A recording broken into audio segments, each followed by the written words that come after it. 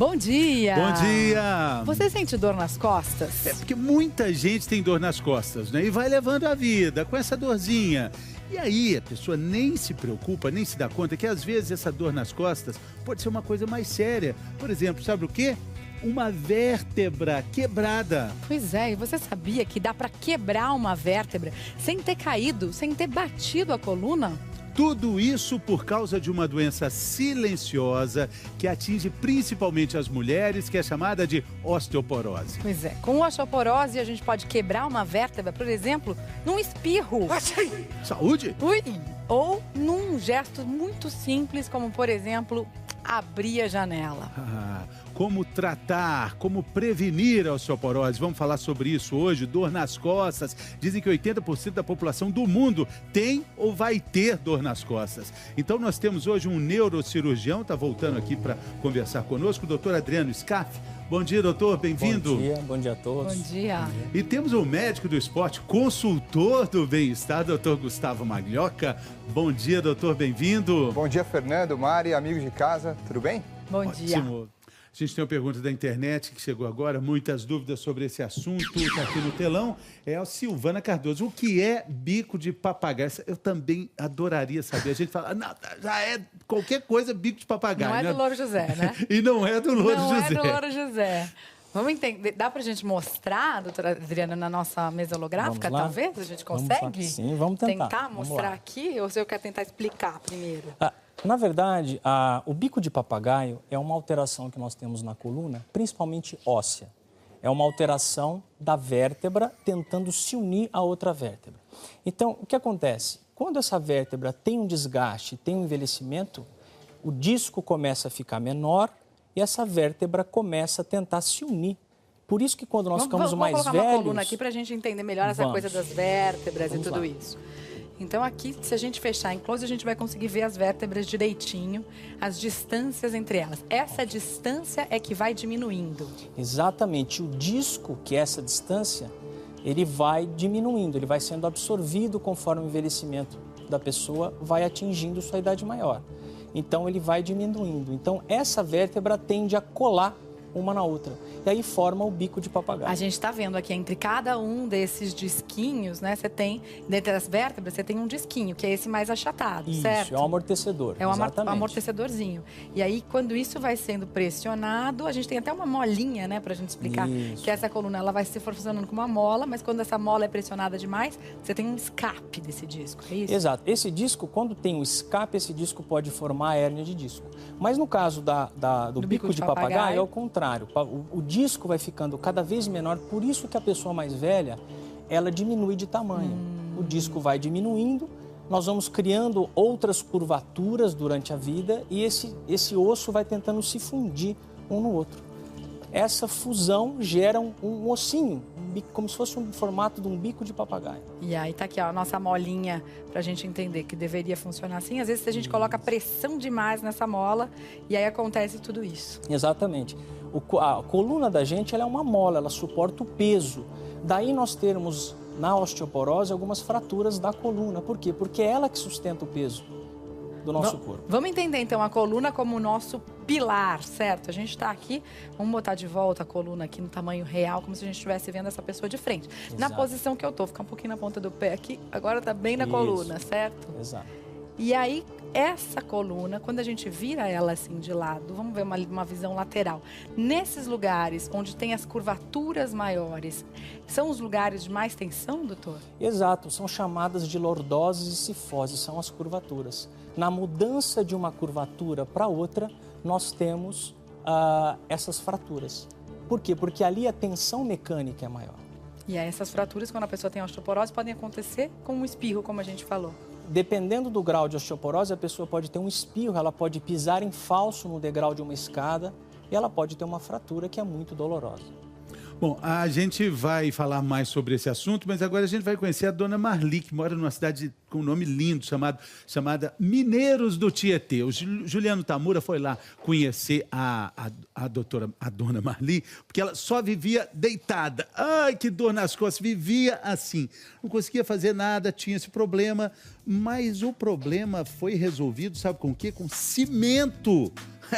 Mas não é qualquer cimento, não. É um cimento muito especial que pode ser usado para resolver o problema do assunto de hoje, osteoporose. Vamos ver a reportagem do Juliano Tamura? Dona Marli carrega Manuela pela casa inteira. A avó aproveita cada momento com a netinha. E não é para menos. Até poucos meses atrás, essa cena seria impensável. Dona Marli tem osteoporose, uma doença que enfraquece os ossos, e passou a sofrer dores muito fortes na coluna. Eu dobrei. Eu não tinha uma coisa para que me deixava, sabe, que me sustentava. A filha de Dona Marli conta que a mãe começou a ter restrições de movimentos. E ela foi ficando cada vez mais arcada. Teve um dia até que ela travou na área, daí faltou o ar, sabe? Daí eu percebi. Ainda ela até achou que era algum problema no pulmão. E daí foi a partir desse dia, daí cada vez mais ela foi piorando. Durante 5 meses, Dona Marli não conseguiu sair do sofá. Ela contava com a ajuda da filha e do marido para fazer tudo. A família procurou vários profissionais, mas nenhum tinha um diagnóstico preciso. Até que o marido levou Dona Marli a uma especialista em citoplastia, técnica de reconstrução de vértebras da coluna. Ele descobriu que algumas vértebras dela tinham sofrido fraturas, uma consequência da osteoporose.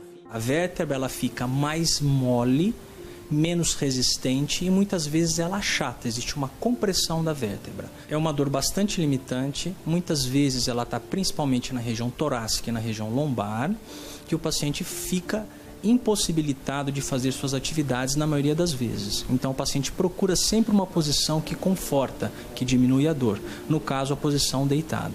Dona Marli então foi encaminhada para a cirurgia. A equipe médica injetou na coluna uma espécie de cimento ósseo para reconstruir as vértebras que estavam danificadas. Nós estamos, na verdade, dando um suporte, dando uma estrutura melhor para essa vértebra para suportar o peso. E na grande maioria das vezes o paciente tem um alívio da dor. Quando levou a esposa para casa depois da cirurgia, seu Lázaro ficou impressionado. Montei ela no carro, ela não fez um ai de Ribeirão Preto, que são 180 quilômetros. Daí eu ficava, a hora que passar a anestesia, mas ela falava, mas não estou anestesiada. Um negócio impressionante que eu tenho só que agradecer, viu? Ela tem ainda algumas restrições, mas assim, vista do que ela passou, nossa, ela tá, posso dizer, 100%. De volta para casa, a vida mudou para muito melhor. Vou no meu quintal, fui no sítio, vou no supermercado, vou na quitanda. Tô uma vida normal, muito feliz, grata pelo que o doutor fez por mim. Nossa, é outra vida, graças a Deus. Passou. Outra vida, hein, Dona Marli? Que maravilha! Vamos entender um pouquinho melhor essa questão do cimento. O doutor estava me contando que a Dona Marli passou por 11 médicos antes de ter esse diagnóstico, né? É uma doença muito frequente, na dor em pessoas mais velhas, principalmente do sexo feminino.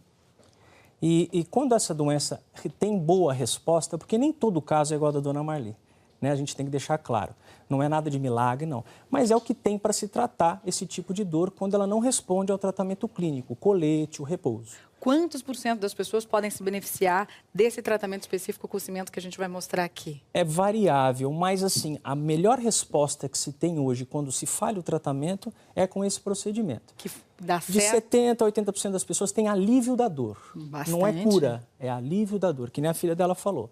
Ela teve uma melhora e voltou a fazer as atividades. Voltou a ter qualidade de vida. Qualidade de vida, exatamente. Vamos entender, então. A gente tem aqui 2 modelos de osso, né, doutor? Esse daqui, o osso já com osteoporose. Exato. O osso normal, vamos entender ele como se fosse um queijo. Então, você tem pedacinhos, aberturas pequenas.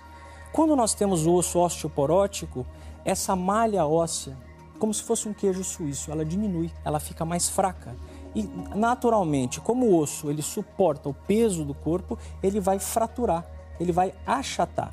Então, não é uma fratura como se fosse um acidente de carro, não é uma fratura de um jovem, é uma fratura por insuficiência da vértebra. A vértebra fica fraca, então ela achata. E aí, o que o cimento faz? Como é que você coloca o cimento? É feita uma anestesia local e uma sedação, nós entramos com uma agulha dentro da vértebra e dentro da agulha nós colocamos esse caninho.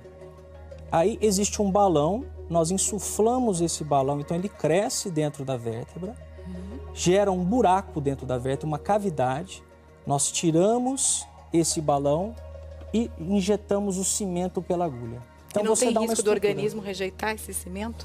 Tem alguns riscos que acontecem. Esse cimento ser rejeitado, esse cimento ir para o canal onde passam os nervos e a medula, esse cimento ir realmente para a circulação. Agora, tem manobras que a gente faz, que nós fazemos, para que isso diminua ou tenha uma incidência muito baixa. E esse procedimento já está no SUS, no Sistema Único de Saúde, doutor? Tem alguns casos que ele pode ser feito pelo SUS, às vezes não com o balão, às vezes a própria injeção do cimento, chamado vertebroplastia.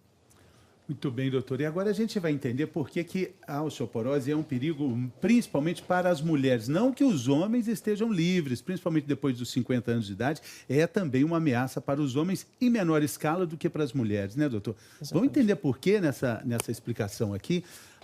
Tem a ver com a quantidade de cálcio também do organismo. Ok. Então, explicando de uma forma mais simples, o cálcio ele é trocado frequentemente no nosso osso. Nós temos duas células operárias, uma que tira o cálcio velho e joga na circulação. Ali a gente está vendo, doutor? Essa troca. Essa troca está acontecendo. O sangue está aqui com o cálcio, esses marronzinhos são o cálcio, ele é jogado para o osso. Então, o que acontece? Quando essas células estão trabalhando normal, geralmente numa pessoa adulta, isso não há um problema. Está tudo funcionando normal. Osso, normal. Sangue, tudo fluindo. As células estão trabalhando. Por que na mulher? Porque geralmente após a menopausa, o hormônio feminino que estimula, que faz com que essas células façam essa troca, elas ficam preguiçosas. Elas não fazem isso. Então não adianta só você tomar o cálcio. Tem muitas pessoas que falam, fui lá, tomei o cálcio e não tive uma melhora. Você tem que estimular, dar um outro remédio também junto, que muitas vezes é semanal, que estimula essas células a pegarem o cálcio do sangue e colocarem no osso. Doutor, vou passar para cá para a gente ver aqui, olha, a troca que estava fluindo, estava o círculo perfeito, agora já está mais lento. O Botinho já está mais lento, aí, a gente não vai está ver. sendo renovado. Aí parou, né? Mas devagarzinho, devagarzinho, tudo de forma bem lenta, o que vai, com o tempo, propiciar a osteoporose. Então, o osso ele é composto de uma, vamos dizer, de uma malha, de uma substância chamada fibrina e outro que é o cálcio. Não havendo essa troca corretamente, o osso fica com pouco cálcio e ele fica mais fraco.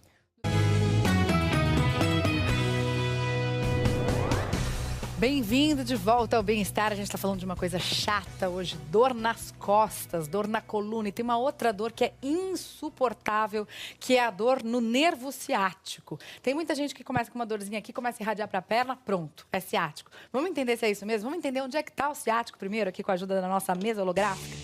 Olha só, aqui a gente tem a nossa musculatura. E eu vou apagar a musculatura para a gente ver o que está embaixo dela.